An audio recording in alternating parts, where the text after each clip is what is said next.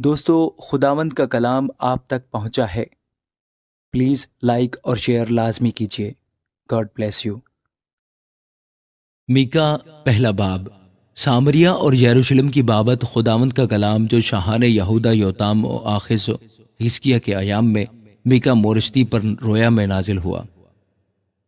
اے سب لوگوں سنو، اے زمین اور اس کی معموری کان لگاؤ، اور خداوند خداوند اپنے مقدس مسکن سے تم پر گواہی دے، کیونکہ دیکھ خداوند اپنے مسکن سے باہر آتا ہے اور نازل ہو کر زمین کے اونچے مقاموں کو پائمال کرے گا، اور پہاڑ اس کے نیچے پگھل جائیں گے اور وادیاں پھٹ جائیں گی، جیسے موم آگ سے پگھل جاتا اور پانی کراڑے پر سے بہہ جاتا ہے۔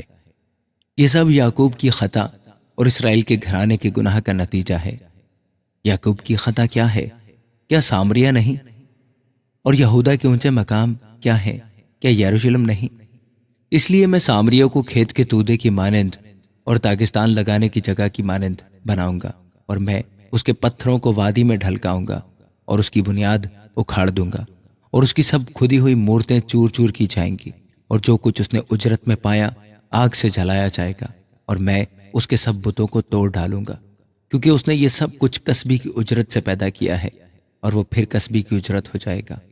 اس لیے میں ماتم و نوحہ کروں گا، میں ننگا اور برہنہ ہو کر پھروں گا، میں گیدڑوں کی طرح چلاؤں گا اور شتر مرغوں کی مانند غم کروں گا، کیونکہ اس کا زخم لا علاج ہے۔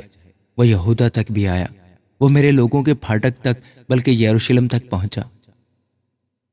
جات میں اس کی خبر نہ دو اور ہرگز نوحہ نہ کرو۔ بیت افرا میں خاک پر لوٹو، سفیر کی رہنے والی تو برہنہ اور رسوا ہو کر چلی جا، زنان کی رہنے والی نکل نہیں سکتی۔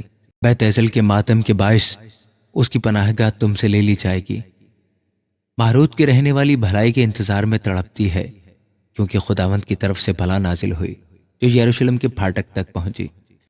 اے لکیس کی رہنے والی بادے پاک گھوڑوں کو رتھ میں جوت، تو بنت سیون کے گناہ کا آغاز ہوئی، کیونکہ اسرائیل کی خطائیں بھی تجھ میں پائی گئیں، اس لیے تو مورس جات کو طلاق دے گی۔ اکزیب کے گھرانے اسرائیل کے بادشاہوں سے دغا بازی کریں گے۔ اے ماریسا کی رہنے والی، تجھ پر قبضہ کرنے والے کو تیرے پاس لاؤں گا۔ اسرائیل کی شوکت ادلام میں آئے گی۔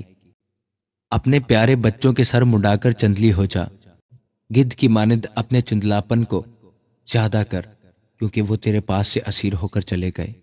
آمین۔